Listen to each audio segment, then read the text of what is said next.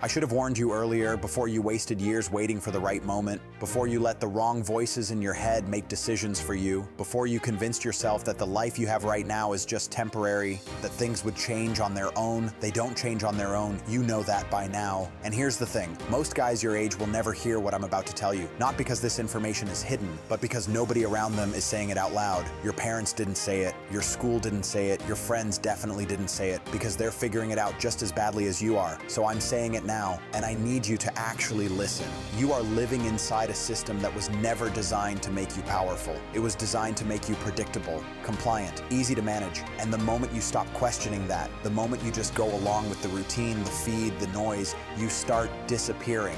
Not all at once, slowly, day by day, decision by decision. And the scary part, it feels comfortable while it's happening. I get it. It's not easy to wake up one day and realize that the version of yourself you've been living as isn't really you, that the habits you've built, the circle you've kept, the way you spend your time, most of it was shaped by outside forces, not by your own deliberate choices. That's a confronting thing to face. It stings, but here's what I'm not gonna do. I'm not gonna sit here and tell you it's okay, because it's not. Comfortable and okay are not the same thing, and you already know the difference, you just haven't acted on it yet. So let's get into it.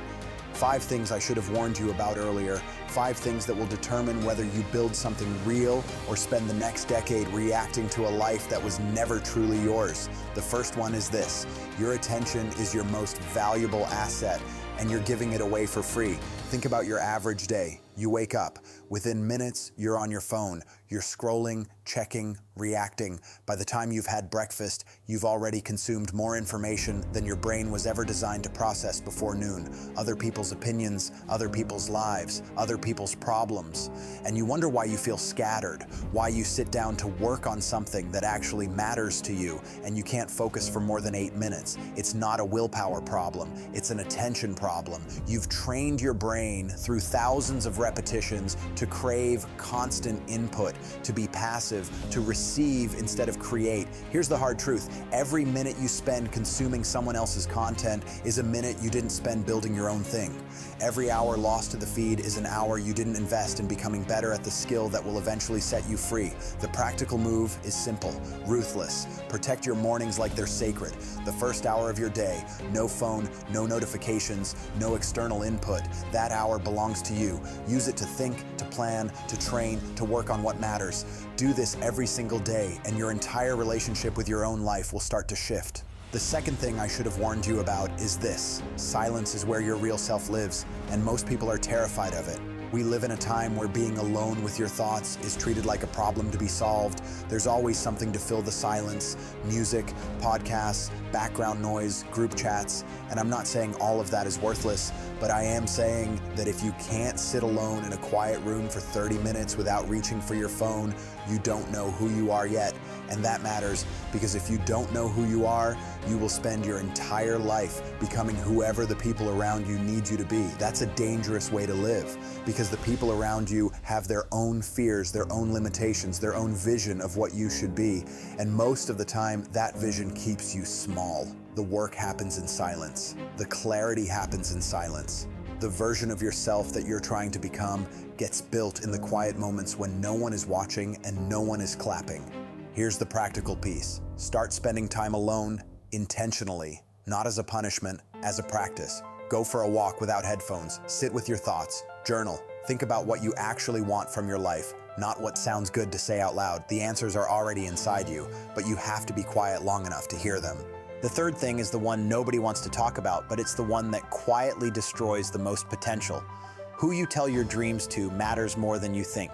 You have a goal, a vision, something you want to build. And what happens? You feel excited, you tell someone, maybe a friend, a family member, someone close, and they respond with doubt, with "be realistic," with a look that says they don't quite believe in it. And slowly, over time, their voice starts mixing with yours, and you start having their doubts inside your own head. This is not about blaming the people around you. They're not evil. They're just limited by their own experience. But here's what's true. Every time you share a goal before you've built the foundation for it, you're handing someone else a key to your internal world. And not everyone who gets that key will protect what's inside. Keep more to yourself, not forever. But in the early stages, when you're building, when you're fragile, When the dream is still small, protect it. Let your actions speak before your words do. Show people the result. Don't ask for permission or validation from people who haven't been where you're trying to go. Work in the dark, build in the silence, and let the outcome make the announcement. The fourth thing I should have warned you about is this. Discipline is not a feeling. Stop waiting to feel ready. You don't feel like working out. You don't feel like studying. You don't feel like waking up early when it's cold and dark and your bed is warm. And you keep waiting for the day when you finally feel motivated enough, disciplined enough, ready enough. That day is not coming. Discipline is a decision you make before the feeling arrives. It's showing up when the reason to stop is louder than the reason to continue. Every single man who built something real did it on days when he didn't feel like it. That's not inspiration, that's just the truth. Here's what this looks like in practice. You make commitments in advance, not in the moment. You decide at night what you will do the next morning. You decide on Sunday what the week looks like, and then you execute regardless of how you feel when the moment arrives. Your feelings are real, but they are not reliable guides for what you should do. Your commitments are: trust the decision you made when you were clear-headed, not the excuse you're making when you're tired. Do this long enough and something shifts. The action stops depending on the feeling. You become the kind of person who just does what needs to be done. That's not superhuman. That's trained. The fifth thing, and this is the one that ties all of it together, is this. You are the only one responsible for your life, not the system, not your background, not the people who let you down.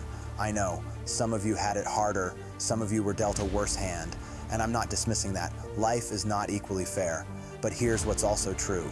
The moment you hand responsibility for your life to anything outside of yourself, circumstances, upbringing, society, other people, you also hand away your power to change it. You can be a victim of your circumstances and you can be the architect of your future, but you cannot be both at the same time. You have to choose.